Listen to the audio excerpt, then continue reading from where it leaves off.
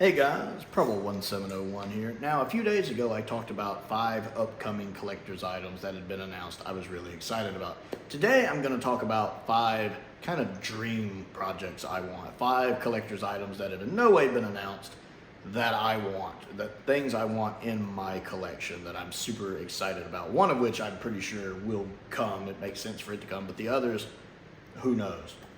So these are 5 dream projects I hope eventually get made. Number 1 on the list is I would love for Super 7 to do Mum-Ra's tomb. Super 7 has really taken to doing a lot of classic toy lines like Thundercats and Silverhawks and eventually Tiger Sharks and Disney, etc., etc. And they have done some different vehicles like the Thunder Tank and the Turtles Party Wagon. And they just recently announced they're doing a Cat Slayer, which looks really impressive, I might add. But I'm not really into the Cat Slayer. It looked cool in the cartoon, but I never cared for the vintage toy. I'm just not a big fan of Cat Slayer. It looks a little boring to me. What I always wanted was Mum-Ra's tomb, because the Dark Pyramid looks awesome. I absolutely love the Dark Pyramid. I love the interior. I love Mum-Ra's kind of main chamber with his tomb where he sleeps in and the bubbling cauldron. I love all of that. That looks so cool. That's what I've always wanted. I never got to have the vintage toy, and I love the vintage toy. It looks great. I would love to see something like that. I don't know how they would do it. I don't know if it would be like a Black Pyramid that opens up, or if it'd be more like the vintage toy with just some set pieces. I don't know. Wow me. Like, I really hope the Cat Slayer does well. I really want it to do well, because if it does well, then there's always that chance we'll get a Mum-Ra's tomb later. So I really want the Cat Slayer to just blow it out of the water, not only for my own wants, but so everyone who's ever wanted one can get one. It is kind of a once-in-a-lifetime thing. But I really want that Mum-Ra's tomb. I want it decked out. I would pay the money for it, to have a good backdrop, to have the sarcophagus. Maybe it can spin around like the vintage one where Mum-Ra can transform, to have the bubbling cauldron with like lights and sounds. I mean, I really, with the statues, I really want it decked out. I would spend, $600 or $700 on a really good Mum-Ra's tomb. That's that could be the main one on the list that I'm super excited about. I really, really, really hope the Cat Slayer does well, and Super 7 might consider doing a Mum-Ra's tomb in 2 or 3 years. Next on the list is the one that I'm pretty sure we'll eventually get, and that is a Mondo Faker. Mondo has, of course, been revising their He-Man line. They've recently put out a kind of 2.0 on He-Man, excuse me, with their deluxe He-Man, which I own. I have him in his Thunder Punch armor over there. They've also just recently announced a Mondo Skeletor, which I have on pre-order. I talked about that in the last video. So eventually, I'm pretty sure they will do a Mondo Faker, as it's mostly reusing parts from He-Man and Skeletor with maybe a custom head or two. I love Faker. Faker is my favorite Masters of the Universe character. I just love his design. I love his look. I've got 2 Faker figures I'm staring at right now, my Classics Faker and my Masterverse Faker. I also have the Vintage Faker. I also have an Origins Faker as well. I love the character. So I really want a Mondo 1/6 scale Faker figure, and I'm pretty sure eventually we will get that. It's just having to wait for them to announce it. I'm sure once Skeletor ships, we'll get a Faker announcement. But I am looking forward to that because it's my favorite Masters of the Universe character. I just love his design. Next on the list is I would love for Hasbro to do a HasLab for the Ark. Because I don't really care for that Titans Ark, because the idea of the Ark and the Nemesis transforming into robots I think is incredibly stupid, and I think they both look like cheap trash.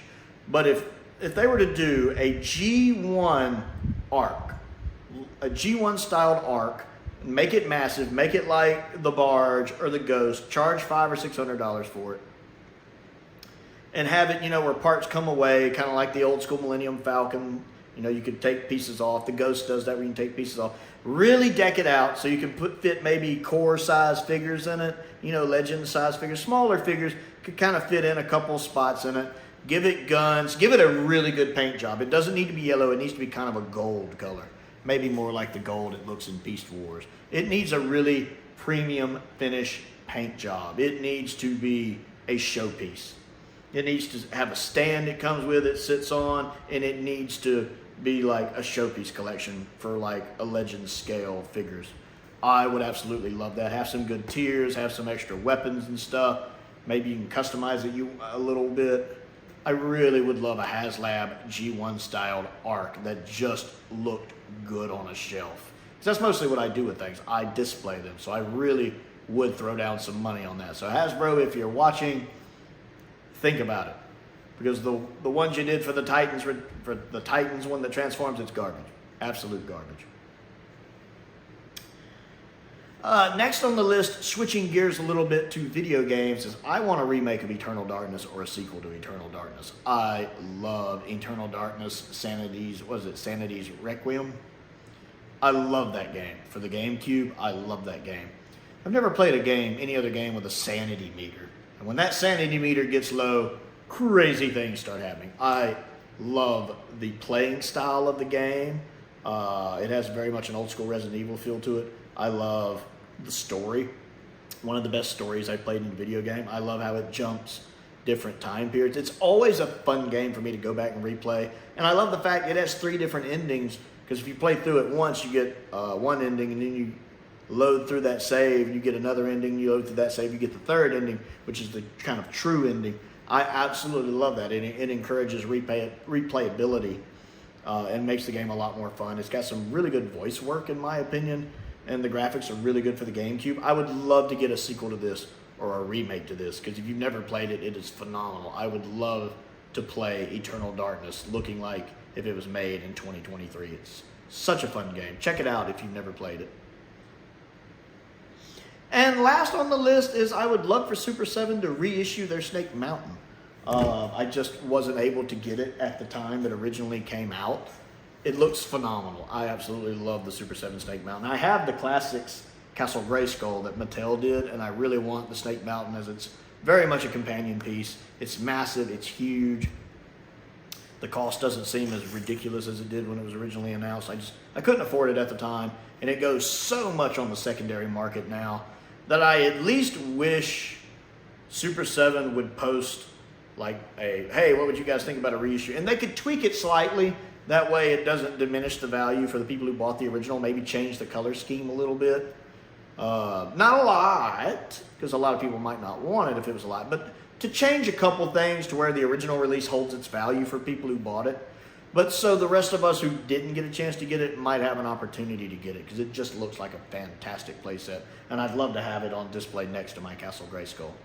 So those are kind of just 5 dream projects I would love to have. I want to know what you think of them in 5 dream collector's items. If you could say, hey, I wish I could have this, somebody make this, which 5 would you pick?